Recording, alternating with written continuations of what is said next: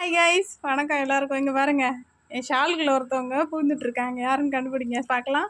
ரொம்ப நேரமாக சத்தம் கேட்டுக்கிட்டு இருக்கு. இங்கே பாருங்கன்னு கடைக்கார ஆண்டி பயப்படுவாங்க, எதையும் தூக்க மாட்டாங்க. என்ன கூப்பிட்டு காட்டினாங்க. இங்கே பாருங்க, ஒருத்தர் புது விருந்தாளி தனியாக அவங்க அம்மா எங்கே போச்சு தெரில, ரொம்ப நேரமாக கத்திக்கிட்டு கிடந்துச்சு. அப்புறம் தூக்கிட்டு வந்து தண்ணி ஊட்டினேன், குடிச்சிட்டு தூங்குச்சு. மறுபடியும் இப்போ எழுந்து நடந்துக்கிட்டு இருக்கு. இப்போ பால் வைக்கணும். அந்த கடைக்காரக்கா கிட்ட பால் கேட்டிருக்கேன், பால் விடணும். ஏன்னு செல்ல பிள்ளை, பசிக்குதடி சாமி, பசிக்குதடி சாமி உனக்கு? லட்டுக்குட்டிக்கு பசிக்குதடி. இங்கே பாருங்க ஏறுறது. எனக்கு புதுசாக கிடச்சிருக்கிற ஒரு உயிரினம், ஒரு உறவு, செல்லக்கிளி. எனக்கு இது ரொம்ப பிடிச்சிருக்கு. உங்களுக்கு பிடிச்சிருக்கா சொல்லுங்கள்.